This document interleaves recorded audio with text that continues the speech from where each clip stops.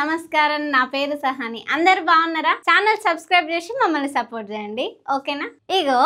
కొంతమంది ఎమ్మెల్యేలు ఎట్లుంటారో తెలుసు కదా ఎన్నికల రిజల్ట్ అప్పుడు ప్రమాణ స్వీకారం టైంలో తప్ప వాళ్ళ జాడ మళ్ళా కనిపించదు అసెంబ్లీకి రారు నియోజకవర్గంలో కనిపించరు అసలు ఏమైపోయారో కనిపించరు ఒక ఊర్లో అయితే జనాలు మా ఎమ్మెల్యే కనిపిస్తలేడని వాల్ పోస్టర్లు కూడా వేసి దేవులాడిరు కొంతమంది అయితే అమెరికా పోయి అక్కడనే ఉన్నోళ్ళు కూడా ఉంటారు ఇక తెలంగాణ ఫామ్ హౌస్ నుంచి బయటికి రాని ఎమ్మెల్యేలు కూడా ఉన్నారు కదా ఆ సంగతి కొత్తగా చెప్పాల్సిన పని లేదు మీకు ఇప్పుడు ముచ్చటేందంటే ఆంధ్రప్రదేశ్ లా మంత్రి నిమ్మల రామనాయుడు ఉండు కదా పాపం ఆయనకు ఈ మధ్య పానం బాగాలేదంట చేతికి సెలైన్ బాటిల్ పెట్టి డాక్టర్లు ట్రీట్మెంట్ చేస్తున్నారంట కానీ ఇప్పుడు ఆంధ్రప్రదేశ్ లా అసెంబ్లీ సమావేశాలు జరుగుతున్నాయి కదా మంత్రిని నేనే రాకపోతే ఎట్లా అని నిమ్మల చేతికి సెలైన్ ఇంజెక్షన్ పెట్టుకొని అసెంబ్లీకి వస్తుండు ఆయన కమిట్మెంట్ చూసి జనాలు శబాష్ అంటురు ఇక మంత్రి లోకేష్ సారేమో ఏంది మంత్రి గారు చేతికి సెలైన్ బాటిల్ పెట్టుకొని అసెంబ్లీకి వస్తావా మరి ఇంతేనా మీ ఆరోగ్యానికి ఏమన్నా అయితే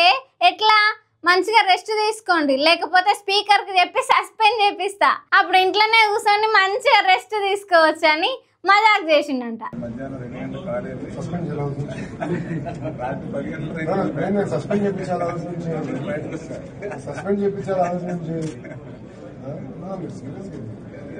ఆ సంగతేమో కానీ ఈ నిమ్మల సార్ లాగానే అందరు మంత్రులు ఎమ్మెల్యేలు పనిచేస్తే ఎంత బాగుంటుందో కదా అర్థం చేసుకున్నారు హాస్పిటల్లో ఉన్నా సరే ప్రత్యేకంగా వచ్చారు డిప్యూటీ స్పీకర్ సార్ కొంచెం మంత్రి గారిని రెస్ట్ తీసుకోమని మీరు చెప్పాలి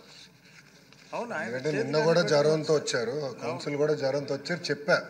రెస్ట్ తీసుకోండి 2 రోజులు కోలుకోవాలి మీరు సరి పడుకోవట్లేదని చెప్తాను వినట్లేదు మీరన్నా చెప్తే వింటారు లగచెర్ల రైతుల సంబరాలు రేవంత్ రెడ్డి సర్కార్ కి షాక్ గవర్నమెంట్ మీద మా పచ్చని పొలాలు మాకే కావాలని గట్టిగా పోరాటం చేసిరు లేకపోతే ఏంది మరి రైతులకు భరోసా ఇవ్వాల్సిన ప్రభుత్వమే వాళ్ళ భూములు లాక్కుందామని చూసింది కత్తమింగా లగచెర్ల రైతులు సర్కార్ మీద గట్టిగా పోరాటం చేసిరు వాళ్ళ పోరాటానికి న్యాయస్థానం కూడా అండగా నిలబడ్డది తెలంగాణ ప్రభుత్వానికి హైకోర్టు గట్టి షాక్ ఇచ్చింది లగచెర్ల హకింపేట భూసేకరణ మీద స్టే వేసి ప్రభుత్వాన్ని నిలదీసింది రైతుల అభిప్రాయం అడగరా ఫోర్స్గా భూములు తీసుకుంటున్నారా అని నోటీసులు పంపించి సమాధానం చెప్పమంది రేవంత్ రెడ్డి సర్కార్కు హైకోర్టు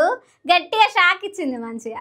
పొద్దుగాల 4ంటికి లేచి ధ్యానం చేసుకుంటా భిక్షాటన చేసి ఒకటే పూట అన్నం తింటూ జ్ఞానం మీద పట్టు సంపాదించుకుంటా అందరికీ సాయం చేసుకుంటా చెడు ఆలోచనలు లేకుండా ఎప్పుడు ప్రశాంతంగా ఉండే బౌద్ధ భిక్షులు పాపం ధర్నాకు దిగిరు పోయిన నెల ఫిబ్రవరికి స్టార్ట్ చేసిరు ఈ ధర్నా ఇంకా కొనసాగిస్తురు నెల అయింది ఆ ధర్నా ఏందో మీకు వివరంగా చెప్తా బీహార్ గయా జిల్లా బోధ్గయ మహాబోధి ఆలయం ఇక్కడ బుద్ధుడు జ్ఞానం పొందిన చోటు కానీ హిందువుల పెత్తనం ఉంటదంట 1949లా బౌద్ధ దేవాలయ చట్టం తీసుకొచ్చిర్రు ఈ చట్టం ప్రకారం బోధ్గయ మహాబోధి ఆలయ పరిపాలన 50% హిందువులకు అధికారం ఇచ్చిరంట అంటే ఇది బౌద్ధుల పవిత్ర స్థలం అయినా కానీ పరిపాలన మాత్రం హిందువులదన్నట్టు అక్కడున్న బౌద్ధ భిక్షువులు ఏమంటారంటే బుద్ధుడు జ్ఞానం పొందిన స్థలం కదా అప్పుడు బౌద్ధుల చేతుల ఆలయ పరిపాలన లేకపోవడం న్యాయమేనా అని అంటురు నిజమే కదా సాంప్రదాయ బౌద్ధ సంపద కానీ హిందువుల ఆధిపత్యం ఎందుకు బౌద్ధుల పవిత్ర స్థలాన్ని సర్వ హక్కులు బౌద్ధులే పొందాలి కదా బౌద్ధుల డిమాండ్లు ఏంటంటే 1949 చట్టం రద్దు చేయాలి బౌద్ధులదే ఆలయం పూర్తిగా భిక్షువులకు అప్పగించాలి ప్రభుత్వం బౌద్ధుల హక్కులకు గ్యారంటీ కల్పించాలి మాటలు కాదు యాక్షన్ కావాలంటురు మరి 75 ఏళ్ల నుండి పోరాడుతురంట పాపం ఇది న్యాయ పోరాటం వదిలిపెట్టం ప్రపంచ వ్యాప్తంగా బౌద్ధుల సపోర్ట్ కావాలని అంటురు చూడాలి ఇక ప్రభుత్వం దీన్ని ఎలా హ్యాండిల్ చేస్తుందో లేదంటే ఇంకో ఉద్యమం ఖాయం यहूदी के वंशजों को इसमें आने मत देना इस्लाम में नहीं आने दिया और जब वो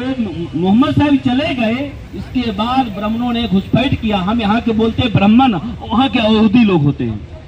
उसी तरह बौद्ध भिक्षु का जो है सिस्टम है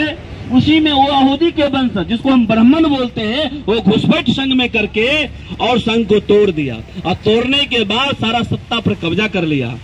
ఇప్పుడు రంజాన్ మాసం నడుస్తుంది కదా ఇస్లాంలా ఉపవాసం తప్పకుండా చేయాలంట ఒక ముస్లిం ఉపవాసం ఉండకపోతే అతను పాప అన్నట్టు చూస్తారంట ఇక విషయానికి వస్తే senior cricket bowler Mohammed Shami ఉండు కదా అతను ఒక ముస్లిం అయి ఉండి రోజా పాటించకుండా బ్రేక్ చేసిండంట. ఎందుకట్లా చేసిండో మీకు ఆ ముచ్చట చెప్తా. ఛాంపియన్ ట్రోఫీ 2025లా మన ఆస్ట్రేలియాతో జరిగిన సెమీఫైనల్ మ్యాచ్లా షమి జ్యూస్ దాక్కుంటా కనిపించిండు. కత్తమింగా మనోళ్ళకి సందు దొరికింది దూర్పోనిక. రాజకీయాలు స్టార్ట్ అయినాయి. షమి మీద సోషల్ మీడియా ట్రోలింగ్ స్టార్ట్ అయింది. ముస్లిం సంఘం ప్రెసిడెంట్ మౌలానా కూడా నువ్వు ముస్లిం అయి ఉండి రోజా బ్రేక్ చేసి పాపం చేసినావు, అల్లాహకి క్షమాపణ చెప్పాలని డిమాండ్ చేసిండు. और अगर कोई शख्स जानबूझ करके रोजा नहीं रखता है तो निहायत ही गुनहगार है। ऐसे ही क्रिकेटर मोहम्मद शमी ने किया कि उन्होंने रोजा नहीं रखा, जबकि रोजा रखना उनके ऊपर फर्ज और वाजिब है। దీనికి షమి వాళ్ళ అన్న కూడా గట్టిగా కౌంటర్ ఇచ్చిండు. ఉపవాసం నమాజు ప్రతి ముస్లిం చేయాలి, అది వాళ్ళ విధి. కాకపోతే ఒక వ్యక్తి ప్రయాణిస్తున్నప్పుడు అనేక ఛాలెంజెస్ ఎదురైతాయి. ఇస్లాం గురించి కొన్ని పుస్తకాలు చదవండి. అందులో